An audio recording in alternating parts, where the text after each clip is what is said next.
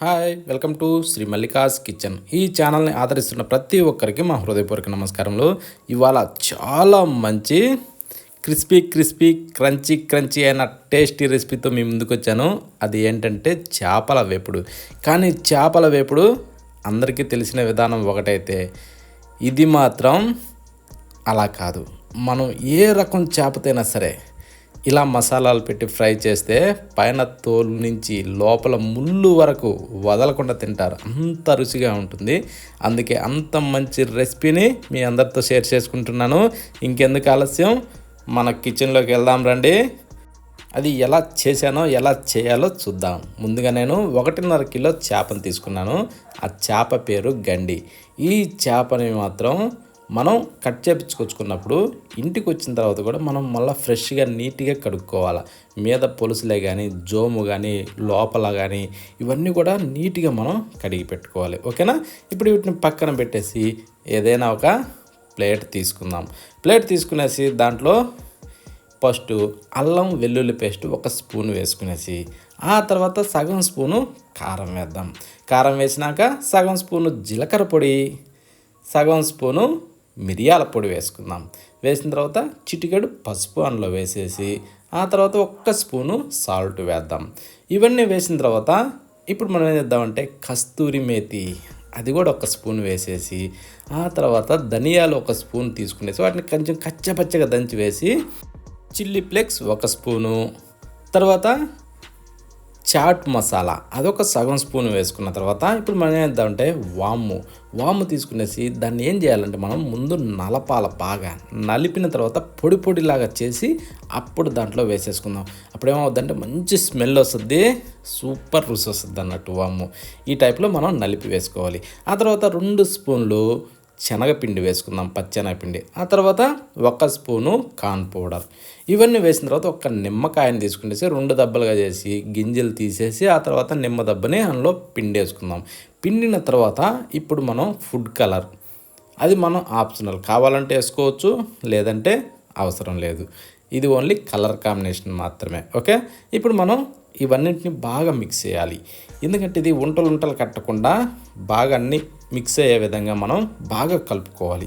కలిపిన తర్వాత ఇప్పుడు మనం ఏం చేద్దామంటే నీళ్లు తీసుకునేసి కొంచెం ఈ టైప్లో చూసుకుంటూ కలుపుకోవాలి. ఎందుకంటే ఎక్కువ పుర్రు కాకూడదు, ఎక్కువ గట్టిగా ఉండకూడదు. మంచిగా అంబలంబలుగా పాయసం టైప్లో రావాలి.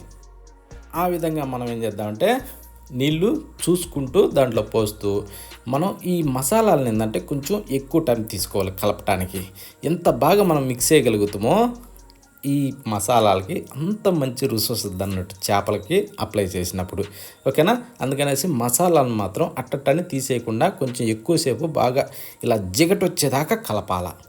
ఈ విధంగా కలిపితేనే దీనికి మరింత రుచి వస్తుంది. ఓకేనా. అందుకోసమనే ఇంతగా చెప్తున్నా. కానీ ఇది కలిపేటప్పుడు మాత్రం పుర్రు కాకుండా గట్టిగా కాకుండా ఈ టైప్లో రావాలి. ఓకేనా. ఇప్పుడు దీంట్లో మనం చేపలన్నింటినీ ఇందాక రెడీ చేసి పెట్టుకున్న వాటిని తీసి పెట్టేసుకుందాం. పెట్టిన తర్వాత మనం ఈ విధంగా అప్లై చేసుకోవచ్చు. కానీ అప్లై చేసేటప్పుడు మాత్రం అంటే చేప ముక్కకి మనం ఈ పేస్ట్ పూసేటప్పుడు ఎక్కడ కూడా పొడ లేకుండా మొత్తంగా బాగా పూసుకోవాలి. కానీ ఏంటంటే ఇది మనం పూసేటప్పుడు గుదపలు లేకుండా చూసుకోవాలి. అంటే గుదపలు అంటే కువ్వలుగా పెట్టకుండా మంచి సాఫ్ట్గా అప్లై చేసుకోవాలి. మనం కానీ ముఖానికి పేరన్ లవ్లీ పూసిన విధంగా ఆ టైప్లో ప్రతి ఒక్క ముక్కకి అలా అప్లై చేసేసి ఆ తర్వాత దీన్ని ఒక అరగంట సేపు కనీసం ఊరనివ్వాలి.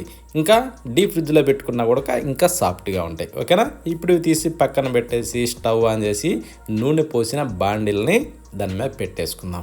పెట్టిన తర్వాత దాన్ని వేడెక్కనిచ్చి ఒక్కొక్క ముక్కగా తీసి అలా పెట్టేసుకుందాం. అది ఎలా అంటే నూనె బాగా కాగినప్పుడు కాదు, కొంచెం లైట్గా ఇలా కాగినప్పుడు మాత్రమే దాంట్లో పెట్టండి.